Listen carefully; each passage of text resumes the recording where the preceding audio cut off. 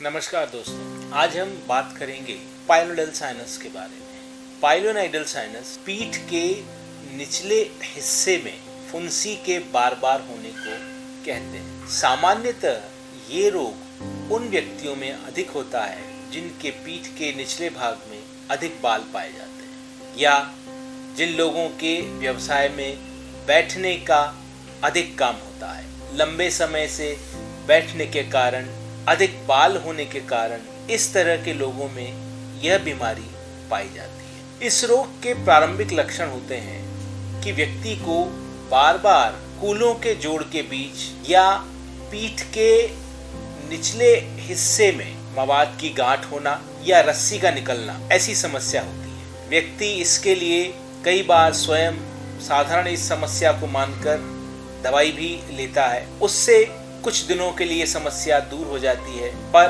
कुछ दिनों बाद वापस फुंसी और रस्सी का आना चालू हो जाता है। जब व्यक्ति लंबे समय तक इस समस्या को नज़रअंदाज करता है तो उसकी वह छोटी सी शुरुआती समस्या गंभीर होती जाती है और एक ट्रैक्ट, एक रास्ता या एक गुफा सा बन जाता है मांस के अंदर, जो कि धीरे धीरे हड्डी तक पहुंच जाता है। पाइलोनाइडल साइनस में व्यक्ति के बालों का, खुद के बालों का मांस तक धंस जाना, खुद के बालों का मांस में धंस जाना और समय के साथ धीरे धीरे अंदर और गहरे बैठते जाना, ये इस पाइलोनाइडल साइनस में मुख्य समस्या का कारण होता है। इसका उपचार केवल सर्जरी द्वारा किया जा सकता है। जितना लंबा व्यक्ति इस समस्या को नज़रअंदाज करता है, पाइलोनाइडल साइनस का ट्रैक्ट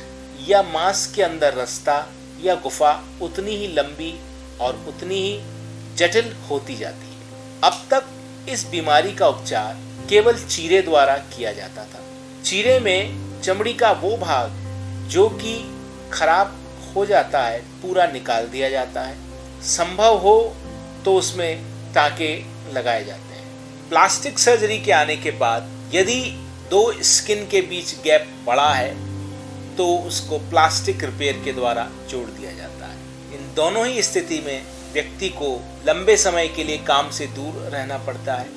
घाव की देखभाल अधिक करनी पड़ती है, ड्रेसिंग की आवश्यकता होती है। मगर अब दूरबीन सर्जरी के आने के बाद एक नवीन तकनीक इस समस्या के लिए, इस समस्या के तकलीफ से निजात देने के लिए इजाद की गई है, जिसे इप्सेट कहा जाता है, एंडोस्कोपिक पाइलोनाइडल साइनस ट्रीटमेंट। इस दूरबीन तकनीक में दूरबीन के द्वारा बालों को, मांस में अंदर धंसे हुए बालों को निकाला जाता है और उस ट्रैक्ट को पूरा साफ कर उसमें जो खराब मांस होता है उसको या तो लेज़र के द्वारा वाष्पीकृत कर दिया जाता है या कॉटरी के द्वारा जला दिया जाता है।